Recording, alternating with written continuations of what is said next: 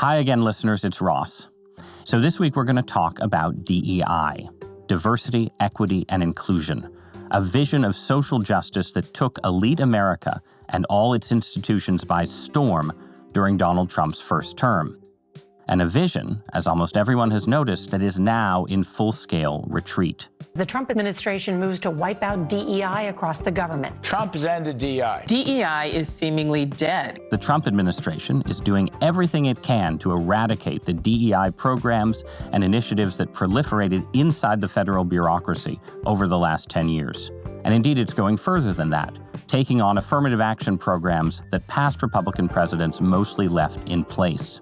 We've ended the tyranny of so-called diversity, equity, and inclusion policies. But it's not just the Trump White House.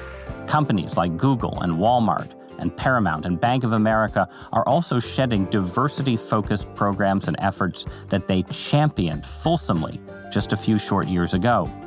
And even universities, where progressive ideology always seems most entrenched, are suddenly backing away a bit or treading carefully.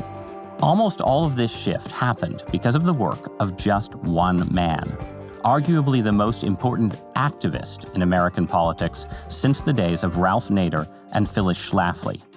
That man is our guest today, Christopher Rufo, and we're going to be talking to him about how he won, for now, what it means for the second Trump administration, and what his vision is for America after DEI. Chris Rufo, welcome to the show. It's good to be with you. Thanks so much for being here. So I imagine that a big part of our audience first heard of you around the same time that they first heard the term critical race theory, an academic term of art that your activism successfully adapted and used to frame really the whole DEI debate. And we're going to talk about that. We're going to talk about the Trump administration, a lot of other stuff. But I want to understand first how you became yourself, how you became the activist. So you grew up in Northern California, and you live in the Pacific Northwest now. And these are not the big hotbeds of right-wing activism and conservative opinion. So I'm wondering, first of all, were you always some kind of conservative? No, not at all. I started as a young man very much on the left, even the far left. My family members, on my father's side in particular, are very far left, unreconstructed communists in Italy. And so my politics was real communists, not Bay Area communists, like correct. Yeah, European. Not kind of cultural communists, Right. but actual economic, card-carrying, party member communists. And so that was the politics that I inherited growing up. And it's interesting because California, you're right, now is not a hotbed of America's right wing, but it actually produced, I would say the best 20th century conservative leaders. And so my own experience actually marches totally at odds with the historical experience of the state. I started out left, moved right, whereas the state was much more right wing in the past and moved left. And you were a documentary filmmaker, right? How did you get into that? I got into that right after school. I took a job doing production for a small ramshackle company, had a chance to travel around the world, and then started producing my own films in my mid-20s and did that for another, 5 or 10 years. So talk about your view of politics back then. Maybe think of yourself as a documentary filmmaker, right? Use that lens on American politics in the early 2010s. It's really interesting, and actually, the work I was doing in the documentaries at that time was not political. It's more social, cultural, kind of human interest stories. But the industry itself was hyper political, and what we now think of as wokeness or left-wing race and gender ideology was already kind of the dominant system of beliefs in the documentary world in the kind of late 2000s, early 2010s. It was already there. And so I could see it kind of bubbling up in the professional circles. And look, the documentary world is not a business, but really it survives on the prestige of philanthropic institutions that, provide grant funding. And so I don't know if it's that kind of economy attracts left-wing people, or if left-wing people produce that kind of economy, but it really did raise red flags. And I remember, joking many, many years ago, I had been, rejected for some grants and then told explicitly, this is grant restricted only for minorities and women.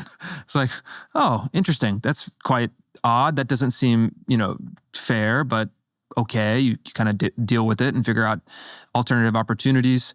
And then I remember another project, we were, joking with the producer of mine, says, we really need to get this grant. We're going to mark you down as bisexual. That will give us the edge that is needed in order to compete in this new identity landscape. We didn't actually do it. It was more just a joke, but the joke became very real. And certainly after 2020, when I moved into politics, journalism, and then activism, that ethos that had been really just at the kind of margins of American avant-garde cultural institutions had captured, all of the major institutions. And so was there a moment of radicalization? What changes on the left from your perspective in 2018 through 2020? And we're coming around, obviously, to D.E.I. and critical race theory and so on. But give me a concrete take on that shift, what that means. Yeah, you see it growing, really from 2014 to 2020, slowly building. After the Great Recession was over and the kind of Occupy Wall Street, 99% narratives had subsided, the narratives that were really gaining energy and traction were all related to race and sexuality. And so you had these internal debates on the left in the Seattle area, for example, in this regard early on. You could see the local kind of BLM chapters or racial justice activists, gaining power. And then all of a sudden in 2020, these movements that had been building just kind of catapulted into prominence. And, the moments that, you could say are points of radicalization for me were all in the wake of kind of George Floyd 2020, observing and even doing on-the-ground reporting in Seattle. And the politics of that time that I felt encapsulated in a very small scale the entire derangement that would then happen everywhere was in the couple-week period of the Chaz. So when you come into this space, understand that you are now walking in holy land. This is spiritual. This is an opportunity for us to develop and grow.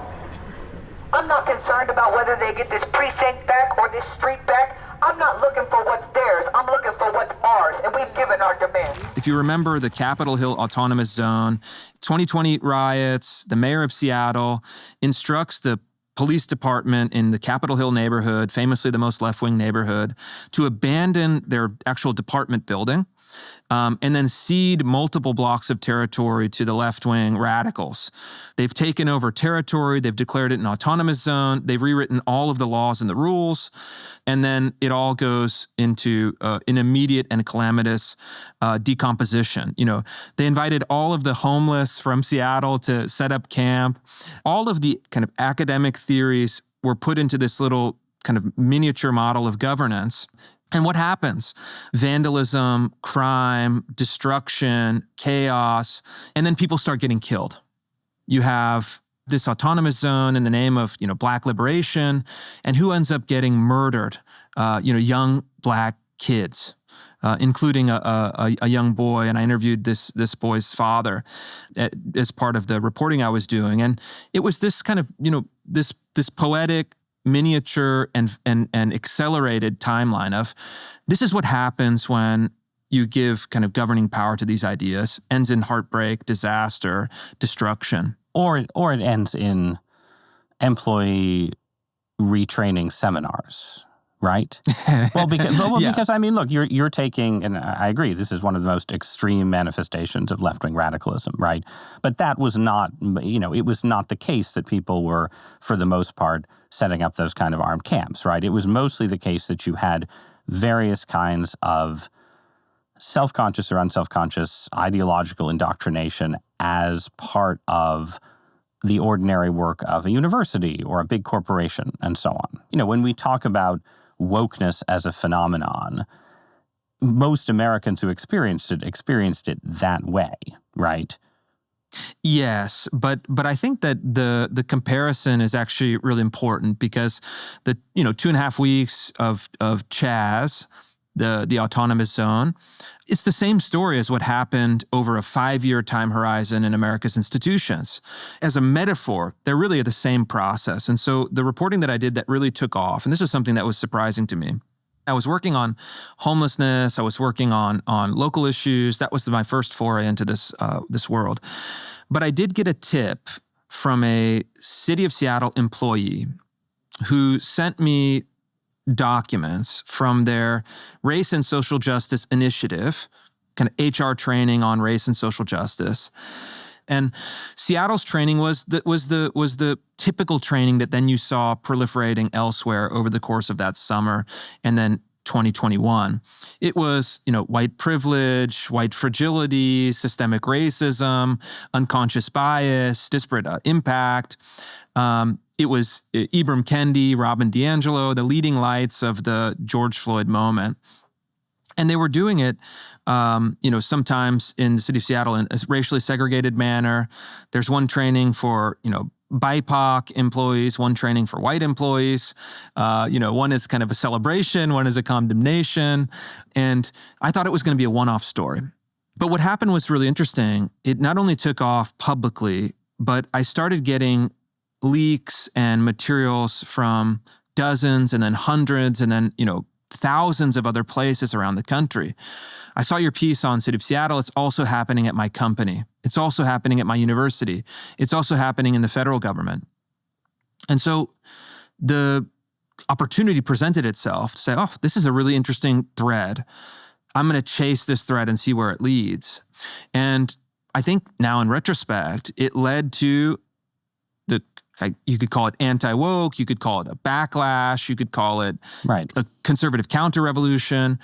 It really set the stage. But to me, again, it is a reaction to what was happening, a kind of derangement that people are, even people who participated in it, I think are now embarrassed to admit their participation in the past.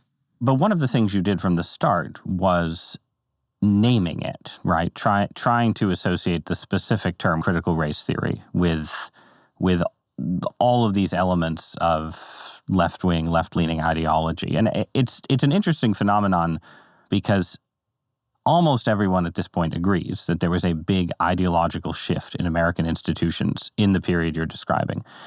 No one has ever sort of quite had a consensus on what to call it, in part because the terms that activists often use, like anti-racist, were terms that their critics weren't likely to use, right? Because you don't want to sort of concede the argument that one side is the anti-racist side.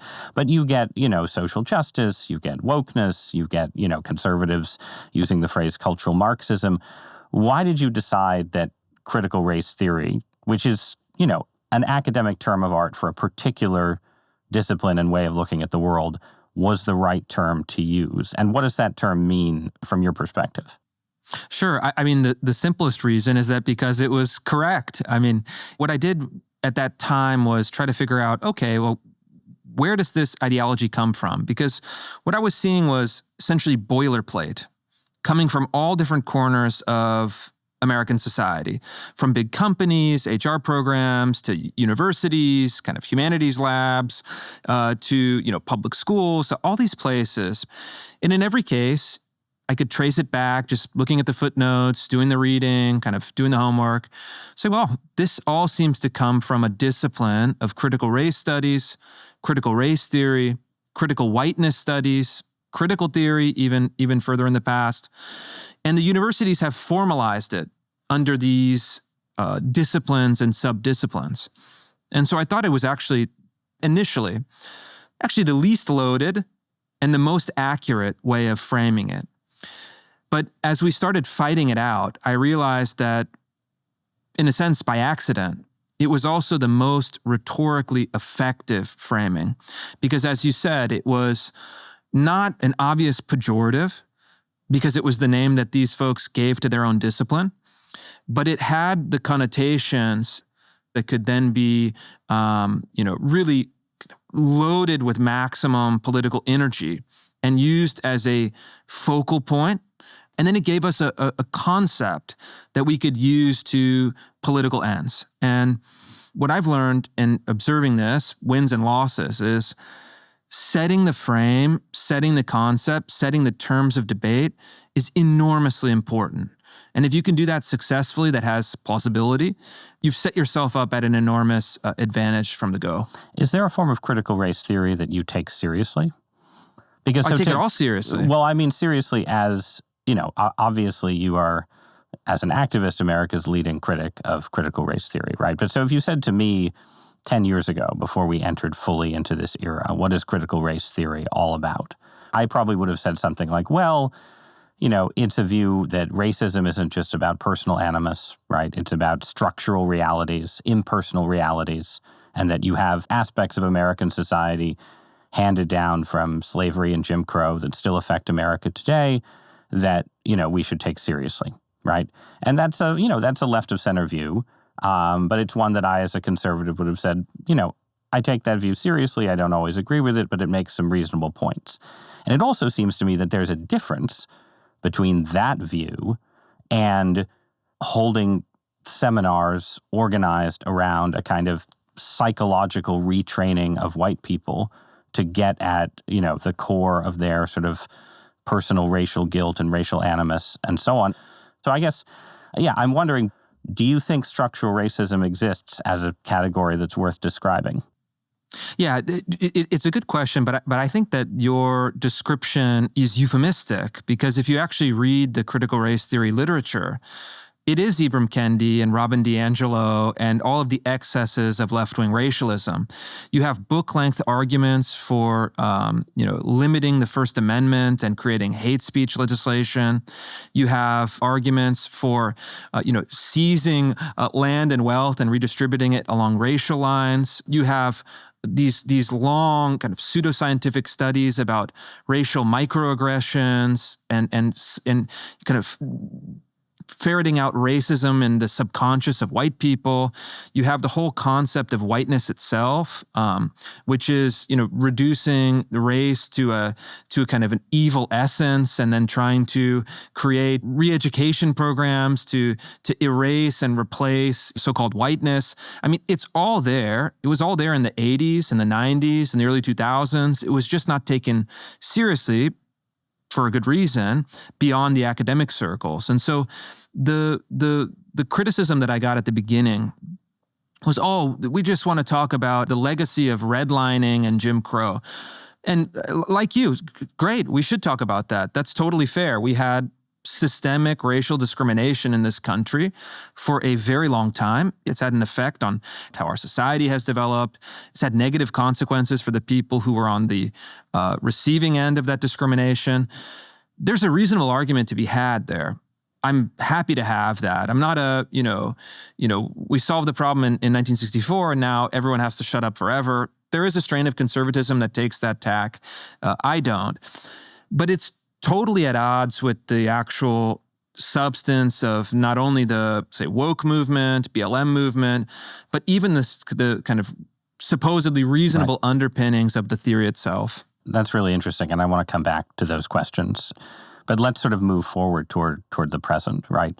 It seemed to me like peak wokeness, whatever term you want to use, I would locate that in 2021 or 2022.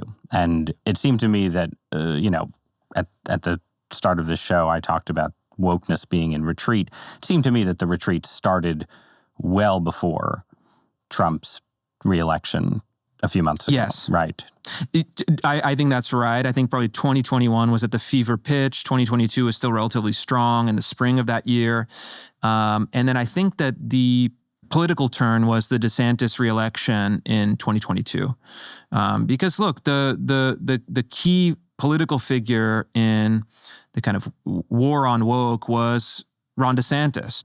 And they said, oh, you can't fight Disney, you can't fight gender, you can't fight CRT, you can't abolish DEI, you can't take over a public university, you're going to pay a price. And then he wins by 20 points. Was, for me, an indicator that the political calculus was changing. And certainly I felt safer operating and taking bigger risks in 2022 and 2023 than in the years prior. But it was still by no means assured. And I think that had Kamala Harris won in 2024, we would be having a very different conversation right now. Yeah, well, she didn't, right? So let's have the conversation about Donald Trump and his administration, right? Which Sure. is, Trump administration is formally aligned with your strategy and goals, at least to some extent, and is applying some kind of anti-DEI effort across all federal agencies, right? What do you think of the progress of that effort from your perspective as an activist?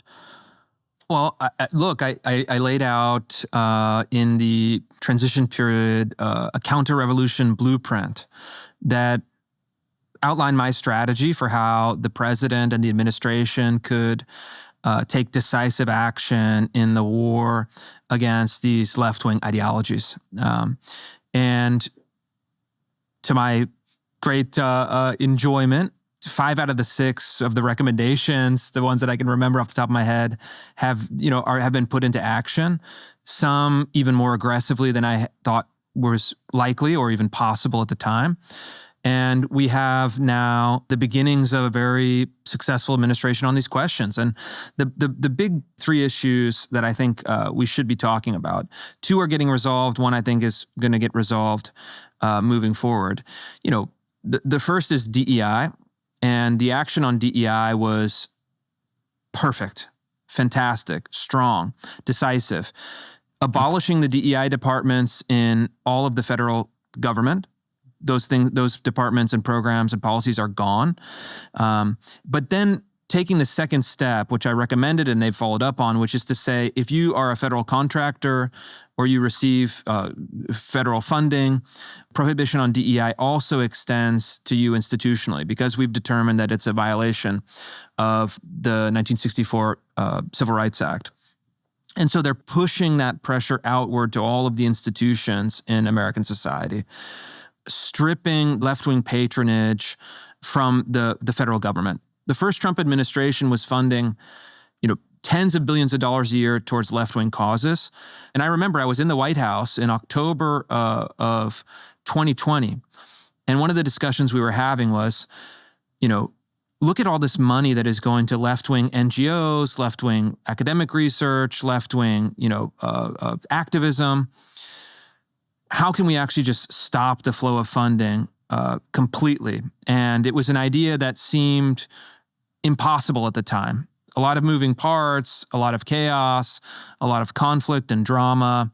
4 years later, the same people are now back in the White House, kind of ruthlessly going through the budget line by line and actually eliminating left-wing waste, fraud, and abuse, patronage.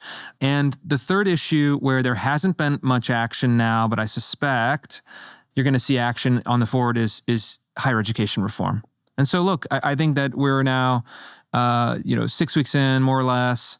The opening salvos have been very strong. And I think that it's time now to try to push deeper and try to, go after some of those more systematic reforms that are possible, but will take a lot of follow through. All right, so let's talk about 3 aspects related to the plan of action you've just sketched.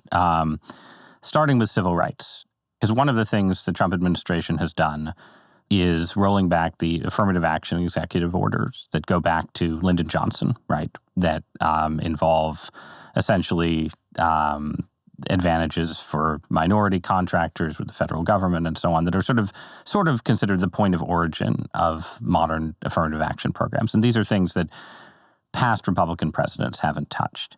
This is sort of not just the rollback, but the actual kind of counter-revolution. So I'm assuming that you obviously support those moves. I guess my question is, what aspects of the post-64 civil rights bureaucracy do you support? Yeah, no, it's a great question. And this is a real tension on the right. And I'm very cognizant of this tension. You have, two competing schools. There are some on the right that have, the kind of Christopher Caldwell thesis that the Civil Rights Act is really a second constitution. It's usurped authority over the original constitution. It's created this regime of kind of state intrusion on private life, social life, civic life, et cetera. That's, as a factual matter, true. And so what I think the president has done that is salutary, at least as an opening step, is to say, we're going to try to do what not only other Republican presidents haven't touched, but they've actually assented to, agreed to, expanded and strengthened.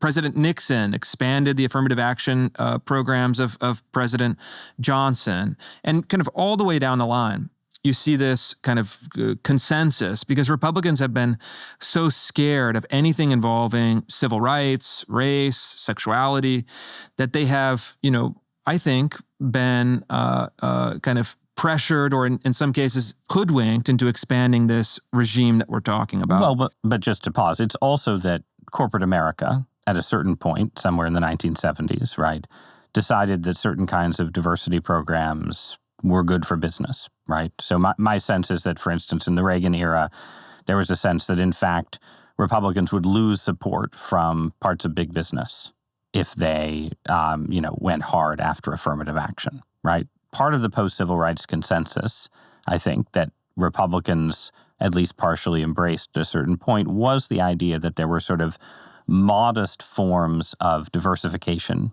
initiatives, right, that were good for American society. And the language and arguments that are being used right now around those are basically to say, as you just said, right, that they are in fact in tension with the original vision, or at least the letter of the law of the Civil Rights Act, because they discriminate against white Americans, right? Sure, yeah, whites and even more Asian frequently now Americans, Asians, right, in college which was applications, not the case in the 70s and 80s because the Asian population was so small, but certainly now is the case. But look, I think you may be overestimating the support in corporate America. I think it was really just a kind of a concession. They said, all right, well, this is the tax that we pay, and to bring up this issue or to kind of politicize this issue, there's probably more cost or risk than benefit. And so it was a tacit acceptance of, all right, well, we are just 10 years out of the Jim Crow era. Some restitution, some transition is good. And even the Supreme Court says, well, you have this kind of affirmative action is probably a violation of the if not the letter of the spirit of the 14th Amendment in the Civil Rights Act. But it's a transition period that we'll have to accommodate, and then eventually we'll let it go. That was the common argument. But I think that there are really two avenues forward for the right. There is one avenue that is the most kind of radical, libertarian. The argument would be that the Civil Rights Act is a fundamental infringement on civil liberties and freedom of association, freedom of speech, and therefore it requires abolition. The second argument, and the argument that I favor, is to say, no, the right needs to have its own interpretation of civil rights law, and it needs to take over enforcement of civil rights law, to have essentially an alternative vision that is, in my view, better grounded in the Constitution and the law, to say that we need to have a kind of Spartan system of colorblind equality. Everyone is judged equally as an individual. There is no reward or punishment based on ancestry. And if you do that in admissions, hiring, promotions, contracting, you should pay just as heavy a price as if someone was, segregating the lunch counters in the past. I think my position in 2020-21 is now the majority position on the right, with almost no exceptions. Yeah, I think that's right. I think the left is going to have to face this because they're going to have to say, do you want to have a kind of colorblind equality, or do you want to have this system of racial spoils, racial favoritism, racial discrimination? And my goal moving forward is to push that debate as far leftward as I can so that the establishment liberals versus the kind of race radicals, they're going to have to fight it out eventually. And I'd like to see that the establishment liberals win this fight. But from the point of view of, let's say, the establishment liberals, right? Like whether you're in corporate America or whether you're, running a major American university or any of these kind of things, right? When you're dealing with, I think, issues of elite formation, who are the leaders of society, who are the leaders of government, who are the faces of a major American corporation, right? There's always going to be an interest in a diverse, multiracial, multicultural society in having diverse representation in important slots. And you see this obviously even in Republican cabinets and so on, right? I think that to some degree, I agree with you, it may not put a fundamental limit on how far the right wants to go in sort of sweeping all affirmative action programs away. I think at the very least, though, it puts a pretty hard limit on how far you could get sort of the center-left establishment to go along with your argument. I think that if you're running a major American corporation, I think there's always going to be a world in which you're going to want to find some way to take racial diversity and representation into account. Don't you think that's true? I don't think so. I don't think that that's the case. And I frankly don't think that that's how, the majority of the population thinks. Yes, in elite institutions, people have been conditioned to think in those terms. But wait a minute. Yeah. I think if you look at American history, right? Just stick with politics for a minute, right? Representation in politics is a completely normal part of American politics long before you get to the age of affirmative action, right? It's always been the case. You're trying to pick a vice president and you're trying to balance the country regionally. Yes. You have, and all the way down, I know this is an overused example, right? But all the way down to Antonin Scalia, the great conservative jurist, who was picked not only as the first Italian American on the court, right? But that was a consideration. I don't see how you do away with those kind of considerations. Yeah. I don't think that people genuinely care about precise mathematical representation across every institution. I completely agree with that. I'm happy that, I think most people accept that when they go to the nail salon and it's being run by almost all Vietnamese people, they're fine with that. When you go to a kind of programming floor, it's mostly East Asian and South Asian males, some white males, or let's say athletes. Okay, they're going to have heavily black representation in the NBA. The world is complicated, and most people have a sense of different groups, different cultures have different priorities, different interests, different talents, and they don't mathematically graft themselves in an artificial way onto every institution, and that's okay, as long as there's a sense that people are being treated fairly, as long as there's a sense that there's a path to advancement to people who merit advancement. And look, we're talking about perception, and I think that there is, even on the right, I think this is true. You've been around right-leaning institutions as longer than I have. People do have a sense of, okay, there's an informal, tacit, and often behind the scenes kind of thinking about this question of representation that you're bringing up. I think that's fine. It's a fine gut check. I think it's a normal reaction, and I think there's something that to be said about that. The Scalia example, perhaps. I think Scalia absolutely gets it on the merits, but you're making the argument. There's perhaps some Catholic representation. He absolutely does, but there is ticket balancing, all of these questions. Right. Okay, yeah, that's a natural human thing. But what is, I think, the proper approach for that is to kind of submerge it and obscure it. It's something that may be happening at the margins, that maybe people have some heightened sensitivity to, but we don't talk about it. It's kind of done with the appearance that it's not being done, is the most humane, the most effective, and I think the most honorable way to do something like that. But what we have is the opposite. We have insane hatred written into, the operating manual of our universities. It's we have to get rid of all that. And then if there's some kind of subtle, marginal, tacit, kind of representation, provided that everyone meets the threshold of excellence, I think almost everyone can live with that. That's fine. But what we have is so far from that that almost seems like a nice dream to have, in relation to what we have in real life. Right. Yeah. I guess all I'm saying is I'll hear a lot from populist conservatives like, Ronald Reagan was gutless, George H.W. Bush was a coward, Trump is doing all of these things that they could have done and should have, right? And my sense as someone who, grew up in 1990s America, right, is that part of the reason that they didn't try to sweep away affirmative action was because it was widely perceived as a version of what you are conceding is sort of a natural part of elite formation and construction. Again, like I work in journalism. Yes. My wife works in journalism. You run a big city newspaper. The city is, heavily African-American. You have an awful lot of white reporters. Are you going to want to hire an extra African-American reporter? Of course you are, right? I think a lot of Americans, including Republicans, perceived that as sort of the way the system already worked and as a thing that was then upset by wokeness, by the shift in the 2010s. And so I agree with you that there is this kind of split on the right about how far back are you going, right? And some people think this was all built into the Civil Rights Act itself.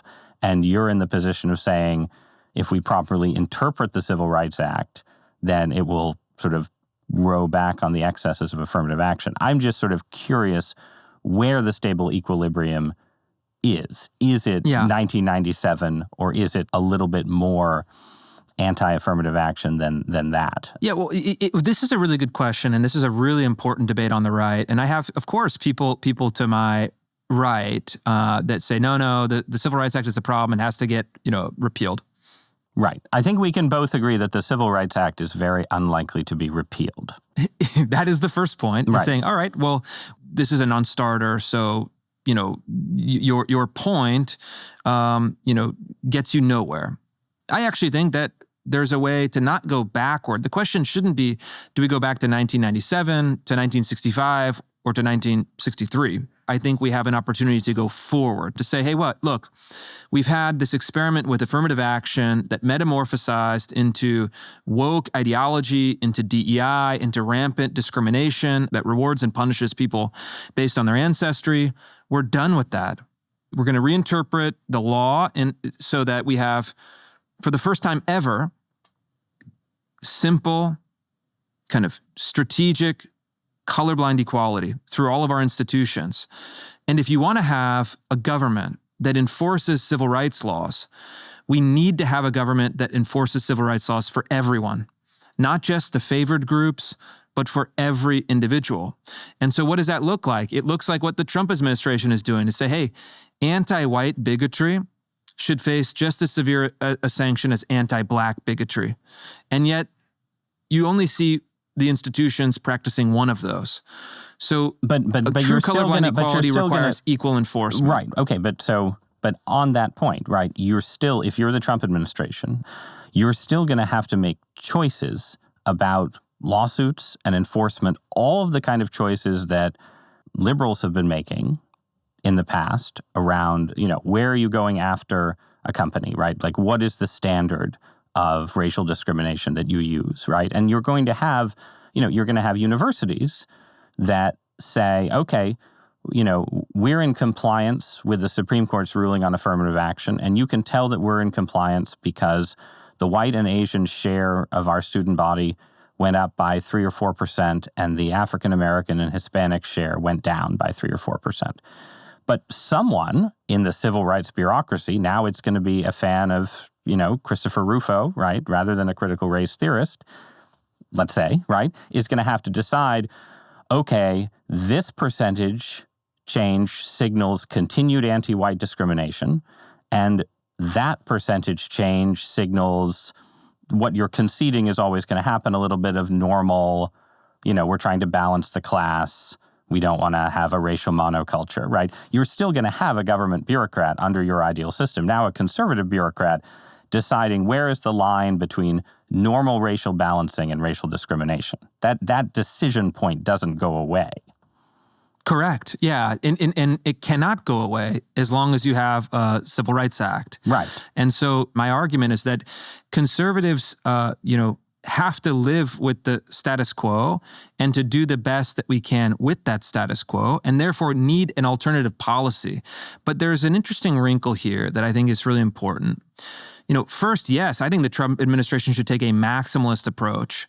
I think they should say, if you have discriminatory DEI programs, if you have discriminatory admissions procedures, or discriminatory hiring and promotion practices, you'll be stripped of federal funding, which in a sense means bankruptcy for many universities.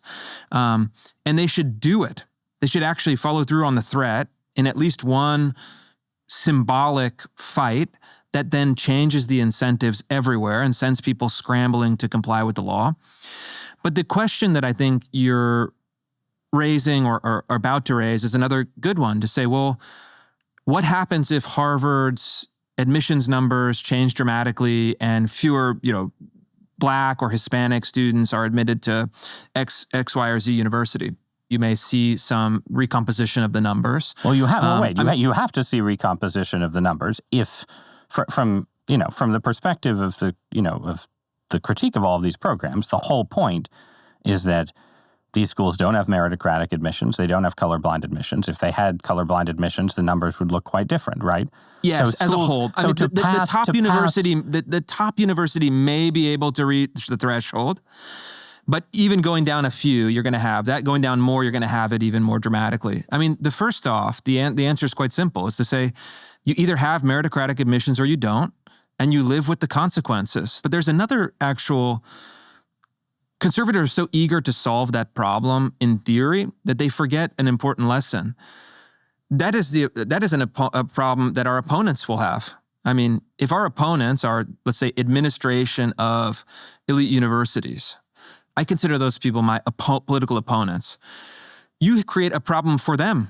They have to explain why the numbers have changed. They have to either defend the previous system or defend the current system. But one thing I think is a really important political lesson is never solve your opponent's problems for them. Certainly don't solve them in advance. You create a standard, you enforce the standard, and then let them grapple with the outcomes. That to me seems the best course of action. And then as they adapt, then our position can adapt. I agree. In response. I guess all I'm stressing is when you say create the standard and enforce the standard. The question of enforcement is your problem, right? It will be the Trump administration's problem, and there will have to be a set of decisions made about what kind of recomposition of student bodies suggests a good faith move away from racial preferences and what doesn't. I'm just arguing that it is inherently a gray area to some degree. Yeah, I think it is. I think there's perhaps some gray, like all things, but I think it's less than maybe you're suggesting here. And I think that there's two things that we could do to help solve this problem, or help even just to reveal the problem. The first is that every university that receives federal funding should be required to publish disaggregated data for race, sex, GPA, SAT scores, and then class rank at the back end. Publish your numbers. Make them available so that if there's the appearance that there is a large, say, disparity in SAT scores and GPA based on groups and admissions, you then create not a necessary systematic discrimination, but you create the opening for an inquiry. So how does this work? How do you get to these numbers? I think that's a really good way where increased transparency could lead to kind of automatic accountability, right? The other thing that's really important is that admissions is like important, but I would put it down a couple rungs from the most important related to discrimination, et cetera. I think the DEI bureaucracies are a much more fruitful line of attack. And I think we start there because you're creating a culture that is the problem beyond just the mathematical problem of admissions and statistics and SAT scores. All right, let's pivot away to two other areas of Trump administration policy, right? So you mentioned the idea of people in the Trump administration going line by line through grants and programs that are either essentially grants to left-wing ideological organizations. However, like the biggest sort of thing the Trump administration has put on the chopping block, right, it's been USAID, right, which is absolutely contains many programs that fit the description that you've offered. It also contains a lot of other programs, right? I think it's fairly hard to argue that PEPFAR, the program that tries to ameliorate AIDS and HIV in Africa, should be seen primarily as just funding for left-wing groups, or for that matter, a kind of DEI program, right? And so the approach the Trump administration has taken there has been less a kind of line by line, we're eliminating, specific programs, and more a much broader, we consider this whole effort sort of ideologically rotten, and therefore we are cutting programs generally. There's a similar question with the Department of Education, where the Department of Education contains within it grants and programs that absolutely fit the description of what you're criticizing. It also does a lot of other stuff. Right. Yeah. So to what extent does it make sense, and is it defensible for the Trump administration to be essentially shuttering departments or collapsing departments in an effort to get at DEI?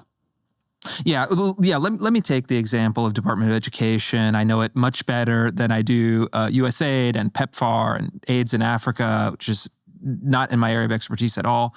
So what's happening at the Department of Education, what should happen at the Department of Education, rather, is a USAID style dismantling. But what I would recommend in particular for that institution is to bracket out those programs that are worthwhile, that are politically popular, that are going to be very difficult to cut, even if you wanted to do so. And so with Department of Education, I look at it as three buckets. You have, $120 billion a year, more or less, of federal financial aid for colleges and universities, student loans, student grants, et cetera. I think that number should be reduced over time. I think that the assets, the kind of loan asset portfolio should be spun off and privatized. But in the immediate blitz, I think you have to say the student loan programs will not change. It'll be spun off into its own independent agency, and then you can implement the particular reforms, reductions, privatization down the line. The second area that I think you have to continue or kind of safeguard is specialized K-12 funding. Low-income school districts, special ed programs, these are very politically popular. And you say, hey, we're going to actually keep this the same or slightly increase it. And we're going to block grant it to the states so that it can be, better utilized for local conditions and the people who actually run the education systems. The third bucket, which is numerically smaller than K-12 aid and federal financial aid, is everything else that the department does. The ideological programs, the grants for, critical race theory and gender ideology and, liberatory pedagogy, whatever you may have. All of that needs to just be burned to the ground. I mean, really, truly, it needs to be gutted and dismantled. And so what you have at the end is something that is simpler, that is reduced to the essential components, and that can be parceled out and decentralized so that the power is not within the kind of very, very far left-leaning administration of the Department of Education, but it's simply granted out to the states so that Governor DeSantis can take that money and do something better than, for example, Governor Newsom. That to me seems defensible. So here's what I don't understand about this plan. The Trump administration is in charge of the Department of Education. The administrators of the Department of Education are appointed by the Trump administration. Obviously, the Trump administration wants to claim increased authority to hire and fire and so on, but we'll take that as a given for the perspective of this conversation, right? Sure. Why do you need to? I mean, first of all, it's not even clear that you can legally abolish the Department of Education without congressional action, right? But why would you even want to? Why wouldn't you just say, we're going to have a Department of Education, it's going to do the things that you yourself have described as the biggest financial portion of what it does, right? From, special ed, student loans, and so on. We're going to continue to do educational research of various kinds, longitudinal research. I personally know more than a handful of center-right wonks who are very happy to do educational research that is not woke or progressive or ideological, right?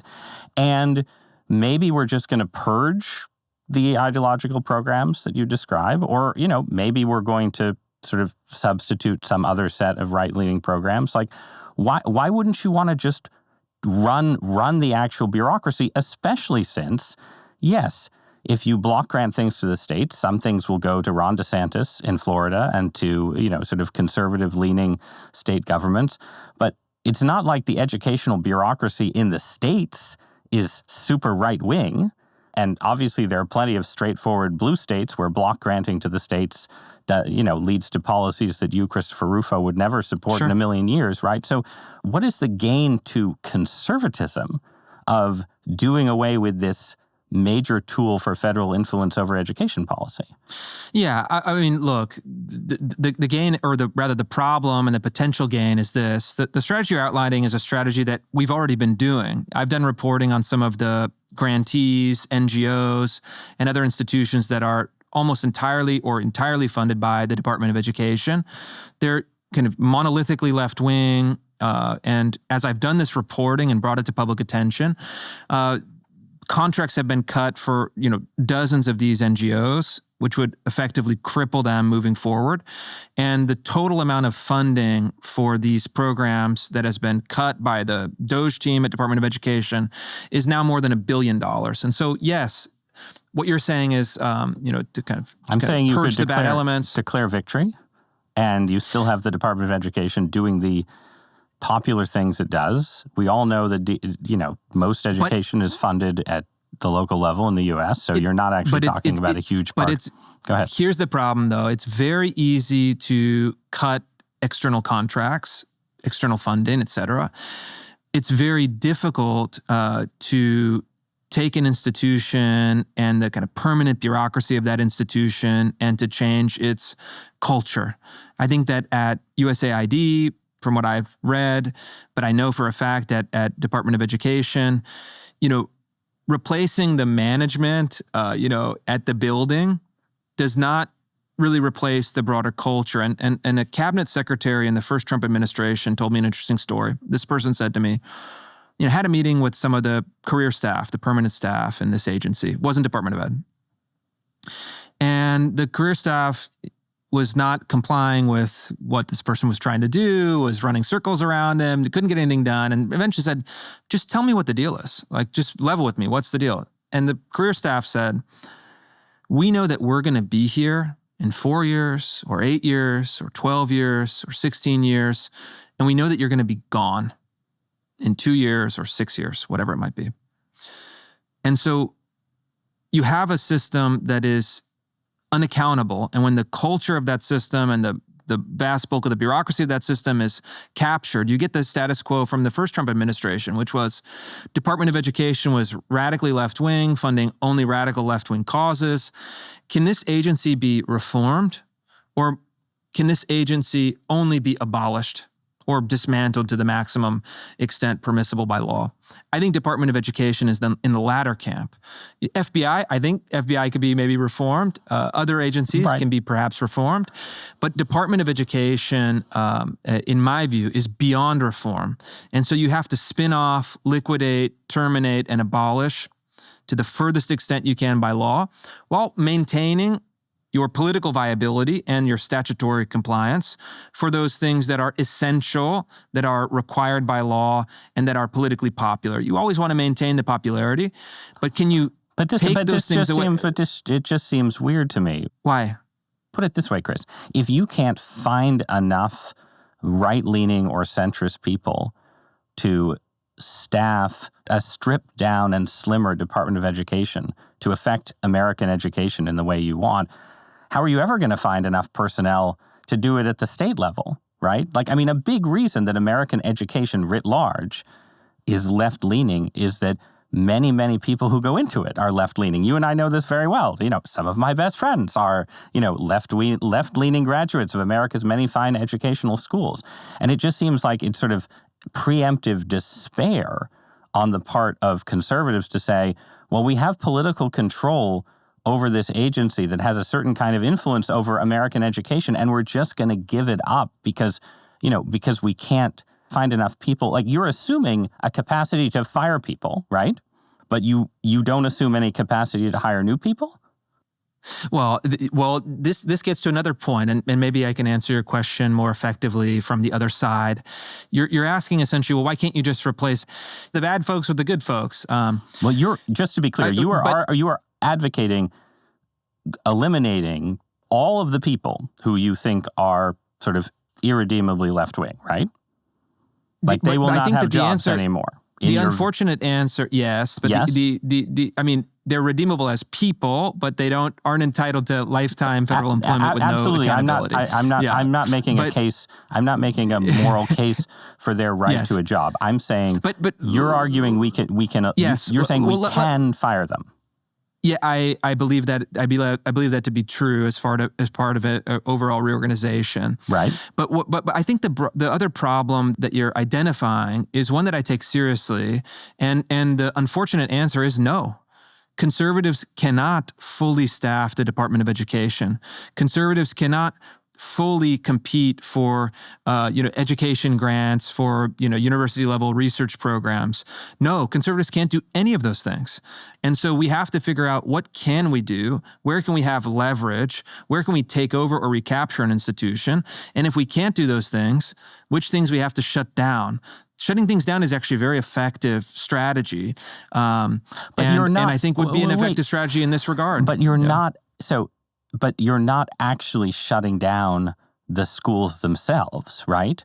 Americans are going to continue to want to send their kids to colleges and universities. I agree with you that if you asked me tomorrow to staff all of America's colleges and universities with people whose politics are in the Venn diagram between the two of us, I couldn't do it. That's right.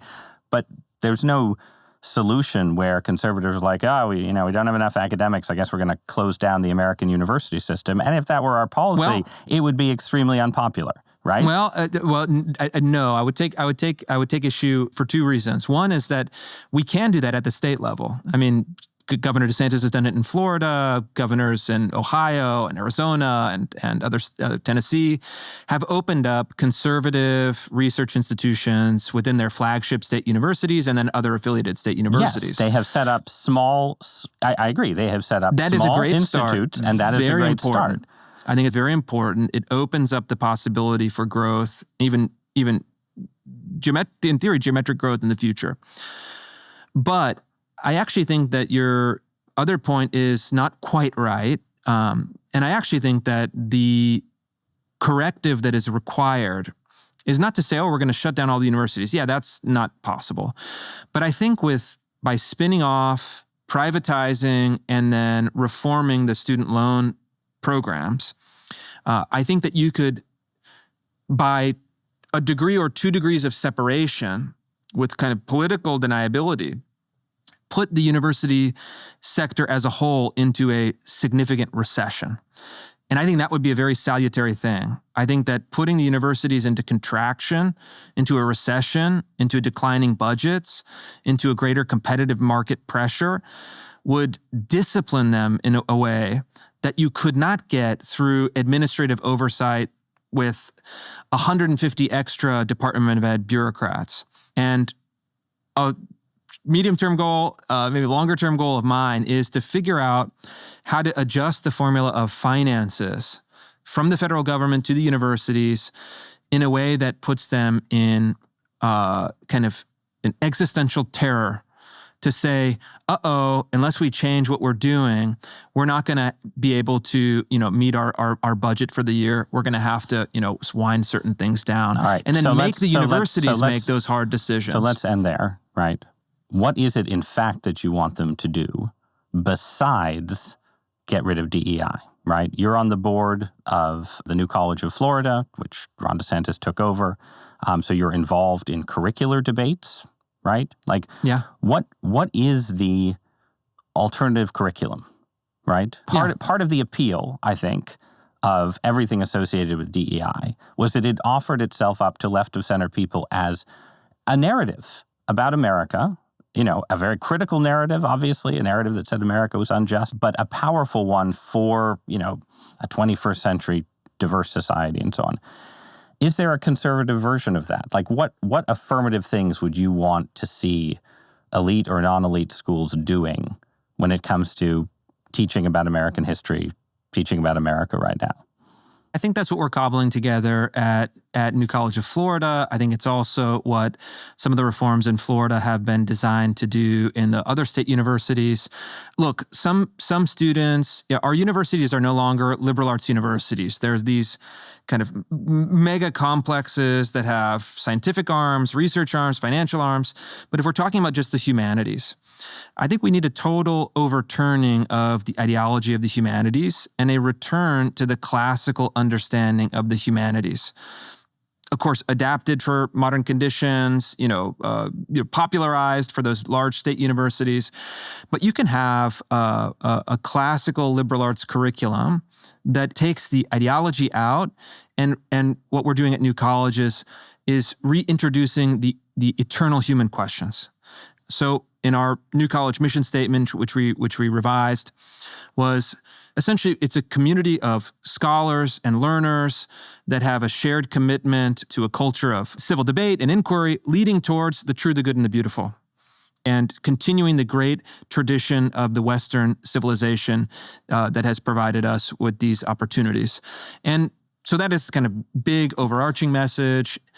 And then on the secondary level, you get rid of about America, though, right? So yeah. I'm a fan of classical education. I think the rise of the classical school movement in America is one of the healthiest signs in our culture. At the same time, when I look at those programs, I'm not talking about New College in particular, right? But they're very great books heavy. They're really good at sort of figuring out, the right balance of the ancient Greeks and the medievals and the Renaissance and so on. But so much of the debate around critical race theory and D.E.I. and everything else is about the story we tell about America. Yes. Right? But there is a kind of conservative patriotic education, right, that you and I both encountered that has a certain kind of sterility to it, right? It's like, the founders are awesome and Lincoln perfects it, and then you needed Martin Luther King to finish things off. But that's right. But that's like the story we're telling, right? And I feel like America is a big, it's a big, complicated, messy society. And I feel like certain versions of that kind of conservative patriotic education, they don't feel sort of as deep and rich as America deserves. So a macro question is, can conservatism become less superficial? And then the particular thing is like, just to pick up point some of your critics tend to make, right? Like, if you are setting out to sort of eliminate CRT, critical race theory, as sort of an ideological influence on education, what does that mean for the professor at New College who wants to assign Ta-Nehisi Coates, right? Who wants to assign figures who are associated with radicalism and wokeness as part of the American story? What do conservatives think about radicalism, and can conservatives figure out how to teach about radicalism? The particular question, we actually did this at New College. We had the satirist Andrew Doyle, who was the artist behind the Titiana McGrath satire handle on Twitter. And so he taught a course this past winter looking at exactly what we're talking about, the war surrounding woke ideology. And his approach, I think, was the right approach. He paired Ta-Nehisi Coates with my book. He paired Ibram Kendi with Eric Kaufman, the conservative social scientist.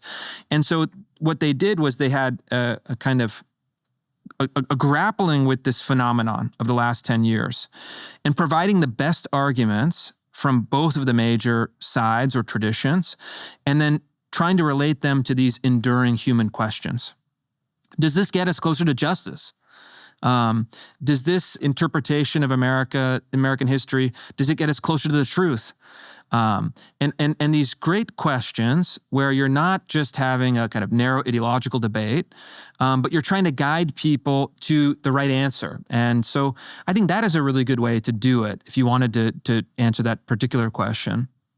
Your other critique is important. Look, I mean, the patriotic education from a lot of these conservative organizations is sterile, one-dimensional, jingoistic. You need to have something better. And I think that conservatives need a more arresting, a more sophisticated, a more complex story that we tell about the country that still captures the essence of the goodness of this country, the genius of this country, the talent and virtue of the people of this country.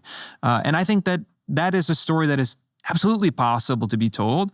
And then administratively, you can reorganize the institutions around that fundamental narrative.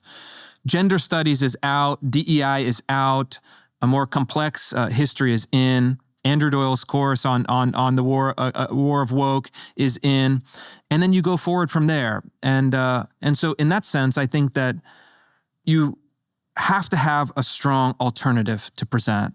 I think it's not there yet. We haven't done so in a way as big, as sophisticated, as glossy as our opponents. But I think that it can be done, and it will be done in the future. All right, last question. You're in charge of a curriculum, let's say. You have to include one author who you think students can read and benefit from reading. Who you are opposed to? Who do you pick? Oh, I think that without a doubt, Herbert Marcuse, the New Left philosopher, who was the leading philosophical intellectual light of the New Left in the late 60s, early 70s. I think you have to read Marcuse for catastrophic errors in judgment, for a kind of repulsive, politics in outcome. There are certain insights that can be salvaged from his work, and it's certainly the most brilliant and rich defense of left-wing ideologies that have been on the rise in the last half century. And I think that's a very valuable work that could be taken seriously. And I enjoyed reading, I didn't read his aesthetic works and some of the obscure stuff, but quite enjoyed and benefited from reading Marcuse. All right, we're going to leave you planning the Herbert Marcuse seminar at New College in Florida. Chris Rufo, thanks so much for joining me. Thank you.